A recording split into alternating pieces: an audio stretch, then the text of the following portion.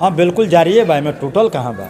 हाँ। इधर जारी है बा, गठबंधन रही लौकता टूट तो चाहे हिना साहब लड़े तब दूसर कोई लड़ी तब महागठबंधन के झंडा लेकर हमने के ताल ठोके खड़ा रहे से जितावे में कि पीछे रब से कोई इंची ना रात दिन एक कदम से मजबूती के साथ तनी और लोग में अगरो मगर रही तो कम्युनिस्ट पार्टी में ना रात दिन पगड़ी बांध के आ जितावे में रह से कि घर में बैठ के सुस्ताए वाला हमने के दल है ना। दारू मंगावती है, दरोगा जी दारू मंगावतनी, माननीय नीतीश कुमार दारू मंगावतनी।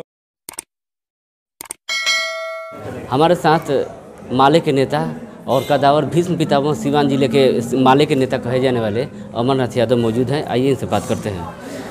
हमारे चैनल में आपका बहुत बहुत स्वागत है। माही न्यूज में सबसे पहला सवाल कि किसान आंदोलन अभी चल रहा है, तो इन विषयों पे आप क्या कहना चाहते हैं? हम लोग और पूरे देश के किसान और बड़े बड़े किसान संगठन लगभग छोटा बड़ा मिला के 300 किसान लोग के संगठन बा। ये सभी लोग ये बात के महसूस करता कि ज़बरदस्ती राज्यसभा में किसान के खिलाफ, कृषि के खिलाफ, खेती के खिलाफ बिना वोटिंग के जब लोग मांग करते रहे राज्यसभा में बिना बात सुन ले ज़बरदस्ती ये 3 गो कृषि बिल पास कर दिल गई, जौना के काला कानून के रूप में देश के किसान लोग एकरा के देखता और वह मांग हो रहा बा कि यह हमनी के हित में नहीं खे, यह बिल हमनी के खेती के चौपट कर दी, हमनी के गुलाम बना दी, ये पूंजीपति के हाथ में ज़मीन सरकार देती है। यह बिल के सरकार के किसान के हित में आपस करे के मांग हो रहा बा। सिवान माले हमेशा किसान लोग के राजनीति करेले, सिवान में एक का असर पड़ता है किसान? सिवान तो आज बंदी रहला पूरा 6 बजे कुहासा में ठंडा में सब लोग ये बिल के आपस करावे खातिर महागठबंधन के लोग जिसमें आरजेडी के लोग और बिहारी चौधरी जी हम पूरा लोग हमने के बंदी में रहनी है सब। अब पूरा दुकानदार लोग व्यापारी सब लोग बिना लाख लपेट के आंदोलन के पक्ष में अपन दुकान बंद रखले रहला। हमने के 4 घंटा रहनी है सब। आज लगन के दिन बा, लगन के देख के हमने के अपन भाषण दे के सिवान के तरफ से यह खबर नरेंद्र मोदी के पहुंचा देनी है सन कि राउर ये कानून गलत बा, एकरा करवा आपस लेबे के चाहिए। पूरा देश के किसान पर पंजाब, हरियाणा, बंगाल से लेके बिहार, उत्तर प्रदेश, राजस्थान, गुजरात ये सब लोग ये बिल के खिलाफ में बा। और देश में अन्नदाता के रूप में जौना किसान के बूझल जाला आ जौना किसान पर दमन हो रहा बा, पानी के फुहारा से मारल जाता, आंसू गैस के गोला छोटल जाता, किसान पर हमला बंद होके आ कृषि विरोधी जौन कानून बा एकरा के आपस लेहल जाओ। यानी कि रउआ हिसाब से कि जौन धरना प्रदर्शन भइल भारत बंद के पूर्णतः सिवान में सफल बटे? हाँ 2 बजे ले तो एकदम ठीक बा। अब 2 बजे के बाद लगन बा, लगन में लोग आवे जाए के बाद सामान खरीदे के बाद एकरो ध्यान आंदोलन में रखे के पड़ल है। तो हम जी एकदम शांतिपूर्ण ढंग से राजनीति से भी कुछ सवाल करे के चाहतनी कि सिवान में राजद की यदि बात कल जाओ तो भीष्म पितामह और बिहारी चौधरी के मानल जाला और माले से राउर नाम आवेला, तो एगो भीष्म पितामह विजयी हो गई और रउआ विजय में कहाँ चूक हो गई? देखिए चुनाव दूसर चीज़ बा। 20 साल लगातार वहाँ के हारल बनी और की बार वहाँ के जीतल बनी और बिहारी चौधरी जी सिवान से हमनियों के लगभग चुनाव जीत गए निशान कुछ कमी कमजोरी के चलते। जैसे एगो कमी कि जहाँ हम लड़त रही तो जहाँ महागठबंधन के अपर कास्ट के लोग शामिल रहे तो एगो 2 गो नेता हमारा साथे रहले, लेकिन वो लोग हमरा के वोट ना दिहल, वो लोग वोट भाजपा के दिहल। और पूरा गठबंधन पूरा बिहार में सीमान में जे कुछ पिछड़ी जाति बा वो लोग भी वोट भाजपा के दिहल, वो लोग वोट हमने के ना दिहल। बाकी और जैसे जादव, मुसलमान, हरिजन में, दलित में हरिजन, ये लोग हमने के 90% वोट दे।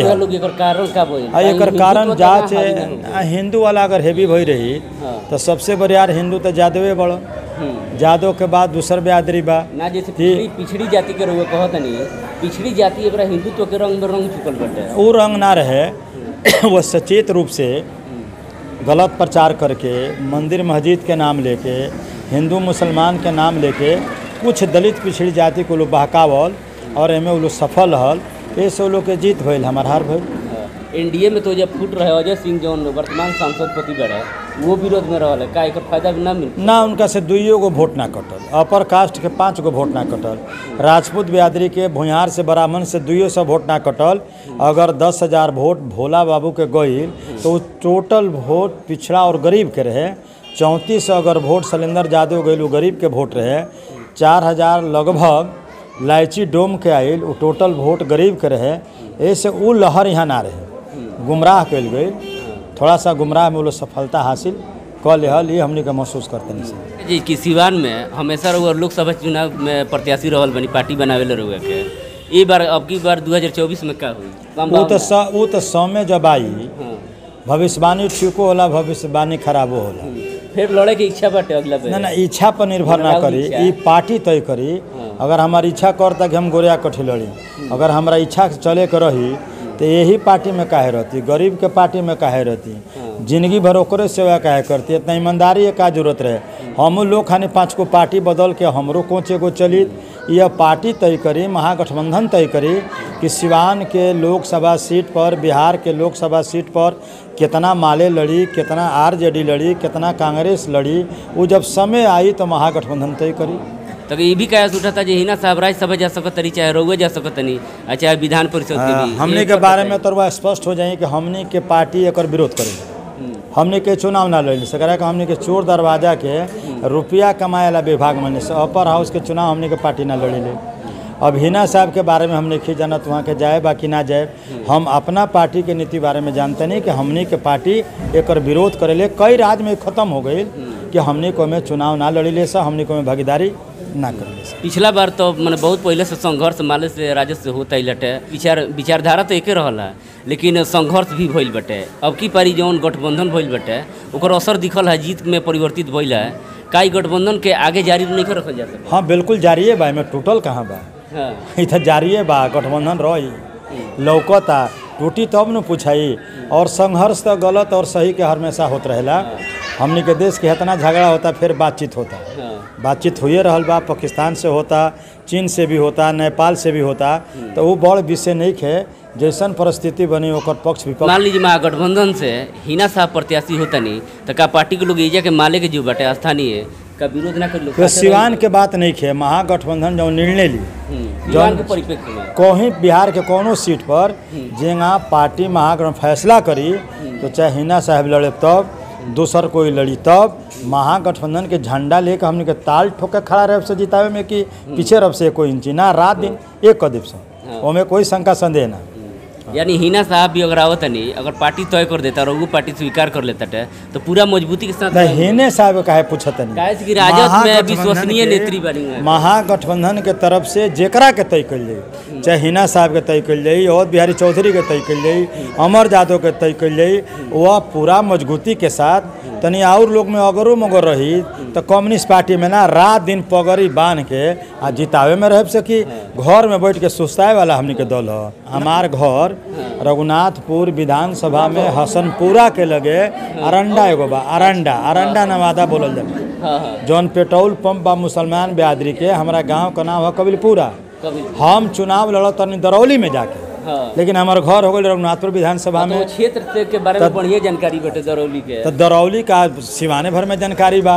शराब तो सरकार मंगवावती है, हमरा बनी। हाँ सरकार दारू मंगावती है, दरोगा जी दारू मंगावतनी, माननीय नीतीश कुमार दारू मंगावतनी। ओमें हमारा क्षेत्र का बात बा, गोरिया कोठी में कोनो कम आवेला, यहाँ ट्रक से आवेला। जैसे कि रउआ बहुत वरिष्ठ नेता बनी, एकरा आधार पर का संदेश देवे के चाहतनी किसान आंदोलन के माध्यम से? संदेश तो हमने के पूरा मजबूती से बा कि यह किसान के खिलाफ में जौन कृषि बिल आयल बा, सरकार बिना देरी के लिए फौरन वापस ले ले।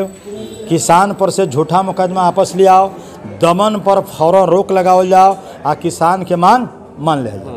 एक चीज़ और जैसे कि माले के स्टैंड का बा, जौन सिवान में अपराध बेलगाम हो चुकल बा, आए दिन हत्या हो रहा बटे, ये पर माले के का स्टैंड बटे? माले तो हमेशा अपराध के खिलाफ बोलल बा।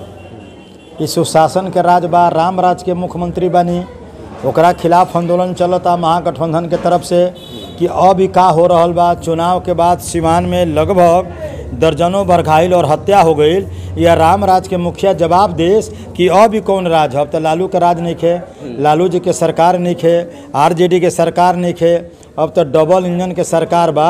तुरंत करा के रोक लगावल जा, दारू शराब के बंद कइल जा, चोरी डकैती हत्या पर रोक लगावल जा, यहाँ के डीएमएसपी के जिम्मेवार बनावल जा।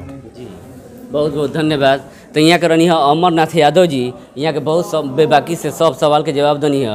अब भोजपुरी में बोलनी है, कैसे कि भोजपुरी ये से कहता नहीं जी। यहाँ के चर्चित विधायक श्याम बहादुर सिंह जी भोजपुरी बोले में सबसे ज़्यादा लोकप्रिय हैं। आ इहों के भोजपुरी वहाँ से तनी कमजोर नहीं है, नीके लागत बटे, बहुत अच्छा बटे। रजनीश राय, माही न्यूज़, बड़हरी।